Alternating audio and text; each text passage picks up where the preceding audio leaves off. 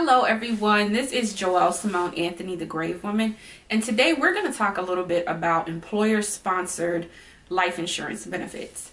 Now, employer-sponsored life insurance benefits are benefits that are provided by one's employer.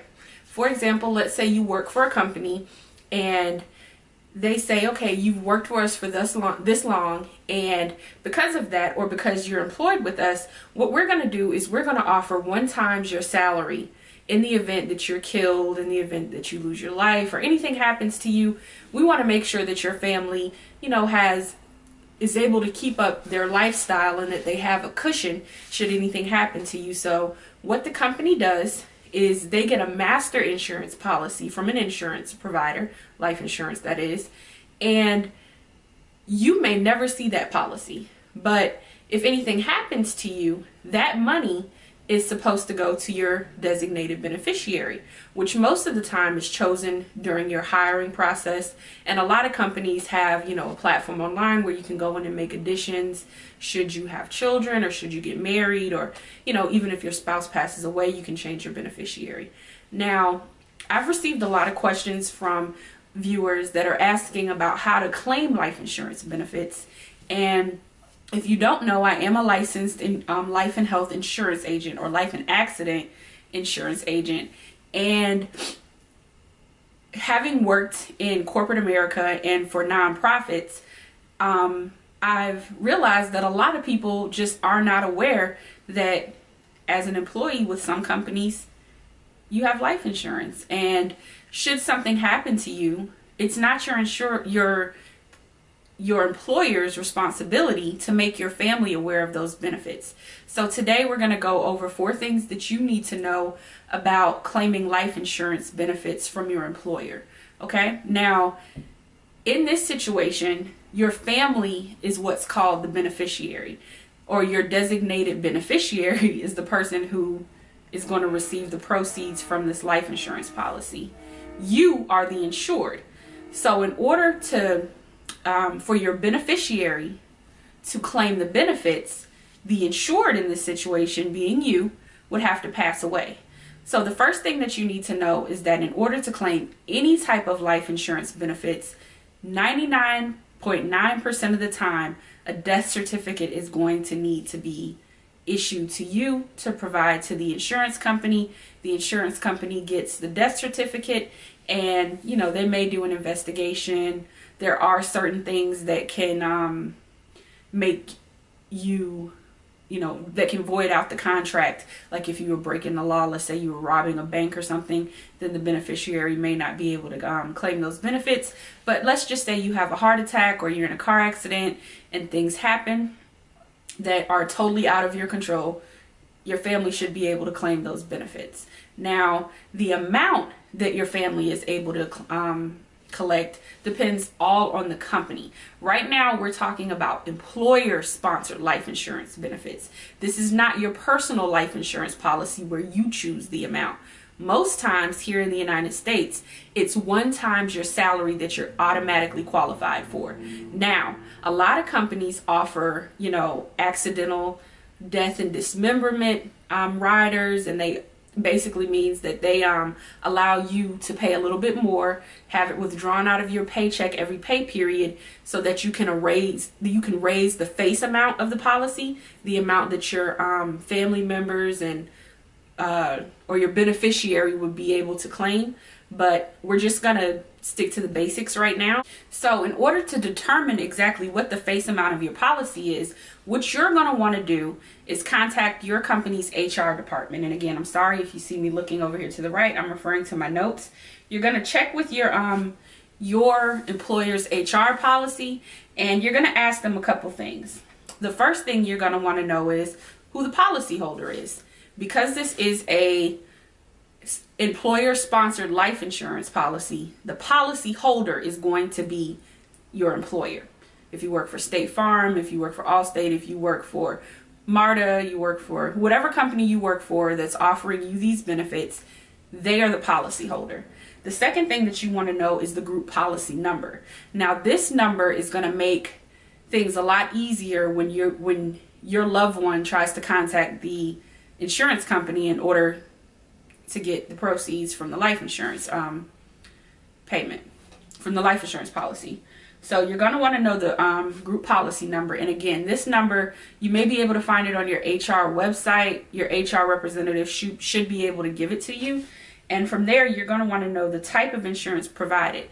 Like, okay, is this just if I'm injured on the job? Is this just if I have a heart attack? Exactly. Tell me, you want to know the details of the insurance policy. You're going to want to know the effective policy date. What date did this contract go into effect? And you're going to want to know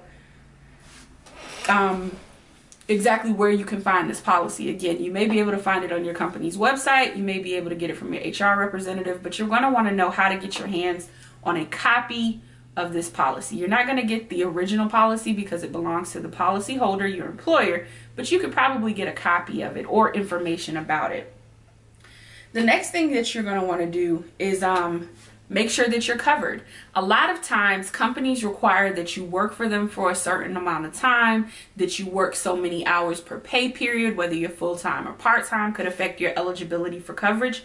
So you're going to want to know exactly, you know, when the policy went into date. Were you a part of the company when the policy, you know, was effective? And you're going to want to know that you are covered. Once you find out that you're covered, you want to keep in mind that unless additional policy contributions are made, you're only covered for what your company stipulates. And that could vary from company to company. So you just want to ask that question.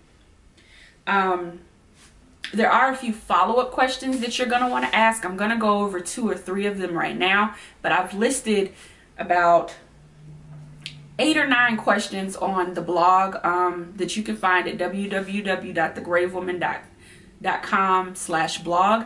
And some of those questions are, how long would it take to collect proceeds once a death certificate is, you know, received? Some companies will say, you know, you'll have the check the next day, we'll wire it to you. Some companies say, well, we have to do an investigation and it'll take 3 to 6 months.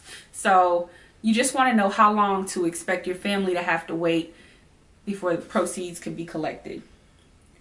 What happens if there are changes made to the policy? You want to know, is the company going to inform me if changes are made? If I've contributed additional funds, you know, will I be contacted directly? Just little things like that can make a big difference at the time of need.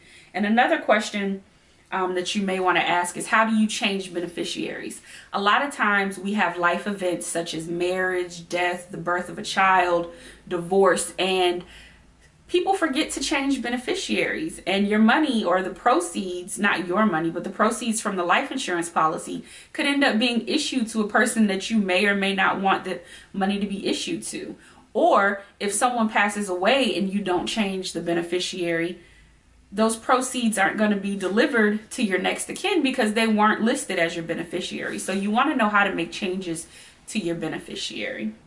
And the last thing that you want to do is, once you gather all of this information, your policy number, the effective date of the policy, any questions that you may have about the policy, once you have all that information available to you, you want to make that information available to the beneficiary and whoever is going to be handling your end of life needs and care. You know, there's nothing more frustrating than sitting down with someone on my end and on the family's end. They know that things are in place. They know that mom or dad or husband or wife had a life insurance policy in place, or that the job does offer life insurance, but they really just don't know how to go about getting that information.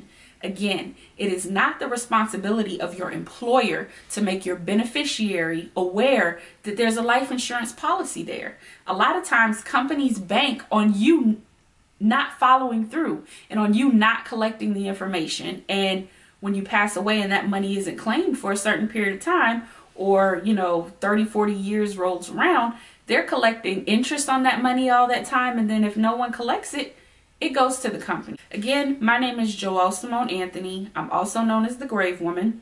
This has been a video about 4 things you need to know about employer-sponsored life insurance benefits. I hope that it's been helpful. If you haven't already, please subscribe to this channel. Share this video with anyone that you think could use this information. Make sure that you're following me on all social media platforms at The Grave Woman. Live life, love hard, and I'll talk to you next time.